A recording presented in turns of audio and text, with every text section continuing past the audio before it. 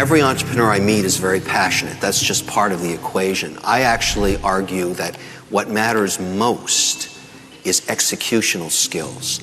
Every entrepreneur is passionate. Everybody that's an entrepreneur is ready to take that journey and go down that road, and that's great. But the ones that are still doing it 3 years later have executional skills.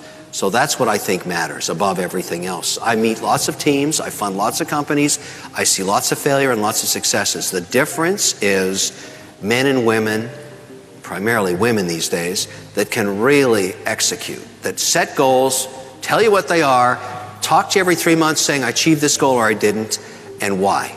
And to me, that's the building block of a business. There's nothing worse than vision all day long. Vision's easy. Execution is hard. I'm not sure how you're going to take this story, but I'm going to tell it to you anyways, okay? End of a class, 9 at night, 600 people.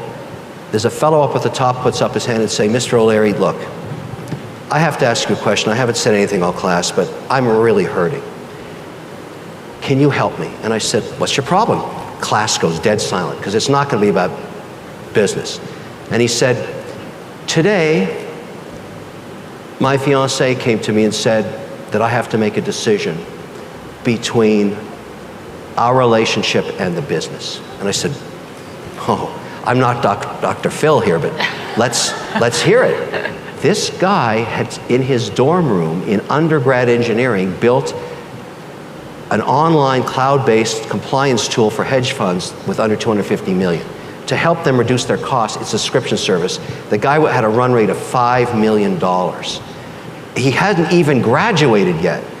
I'm licking my chops at this business. This is fantastic. And then he said, but I have no time. And I never see my fiancée. She wants me to come be with the family on Sundays just once. But I'm doing my compliance downloads on Sundays, and I have to deal with my customers because I got to be back in class at 8 o'clock in the morning on Monday. Now the class is looking at me saying, okay, big guy, what's the answer? I said, everybody, let's be pragmatic.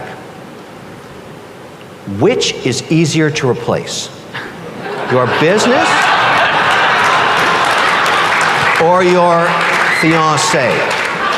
Clearly that match was not right, because if you're going to get into a relationship with an entrepreneur, man and woman, it doesn't matter. You have to understand what drives them. It's not going to be a successful union. It's not going to work. I think he made the right decision. What's the value of a stock that never returns capital to its shareholders?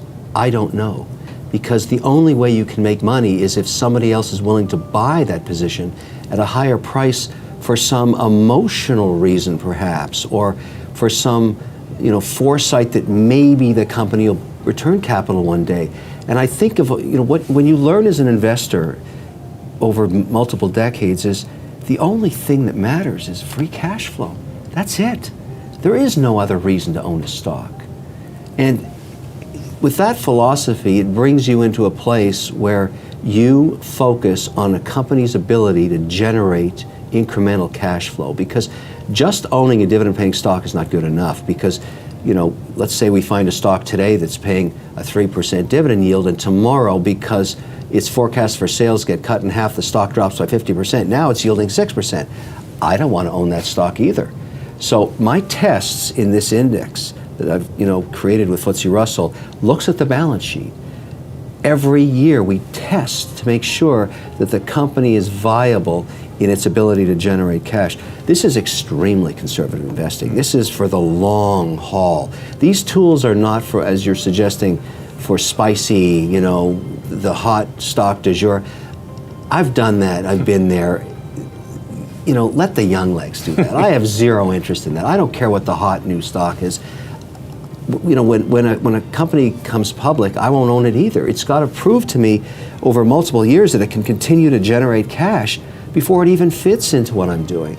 So I'm really boring, and I like it that way. Do you really literally mean that if you are in business, you have to be willing to fire your mom? It's true, you do, because in the end, when you create a business and you start one, many entrepreneurs in this audience will understand this comment, Your allegiance has to be to the business first, because without that, all the good things that you want to do are going to fail. And so, as your business grows and you make decisions about individual people, you can't let your emotion get in the way of what you really need to do, which is to drive success of the business.